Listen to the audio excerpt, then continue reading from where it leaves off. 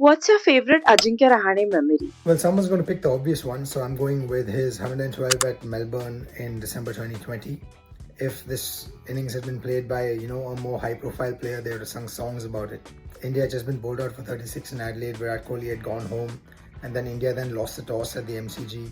And when Rahane came out to bat on that second day, they lost two quick wickets, and it was a spicy pitch with the Australian quicks doing all sorts. He gave India a crucial lead, and India went on to win that famous test. 87 of 58, October 2015, Wankhede Stadium. That Ajinkya Rahane knock in the ODI series decider against South Africa told me that he had a wide ball aggressive game in his repertoire as well. Because to me, at that point, he was a red ball purist, someone who had the technique that was needed to survive for long in Test cricket. And there came Rahane at number 4, not just raised India's hopes, but took on a Dale Steyn at his prime, a Kagiso Rabada as well, and Kyle Abbott. Kept India on the hunt. He finished with a strike rate of 150. 8 of his 12 test hundreds came away from home, but of the 4 at home, 2 came in the same test, the Delhi test against South Africa in 2015, which was at the end of a series that was a nightmare for batters. Rahane himself had scored less than 40 runs going into the last game, but then he hit twin tons at the Kotla in a game where he very nearly outscored South Africa. Everyone remembers Chennai Super Kings win in 2023 for that last over heroics of Ravindra Jadeja, that 6 and a 4 that he hits of Mohit Sharma. But typical of the man himself, the 27 of 13 that Ajinkya Rahane made was very, very understated but massively important for Chennai Super Kings in pulling off that heist that night in Ahmedabad. As someone who supported Rajasthan Royals in her teenage years, I always had a soft spot for Ajinkya Rahane. Hence, when he scored that incredible 100 in Melbourne in 2014, I knew that he was meant for the international stage too.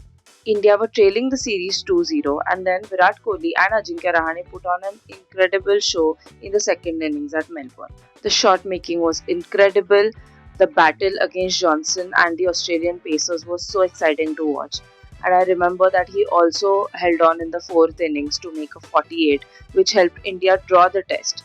As it turns out, it was MS Dhoni's last game in whites. My favorite Rahane innings is the 48 he made in the second innings of the Johannesburg Test in 2018. If you remember, South Africa had won the series already, winning the first 2 Test matches. The 2 matches where Rahane watched from the dressing room as India preferred Rohit Sharma instead of him. Months later, Ajju, as we journalists who have covered him from domestic cricket days call him, revealed that he was hurt and disappointed for not being considered.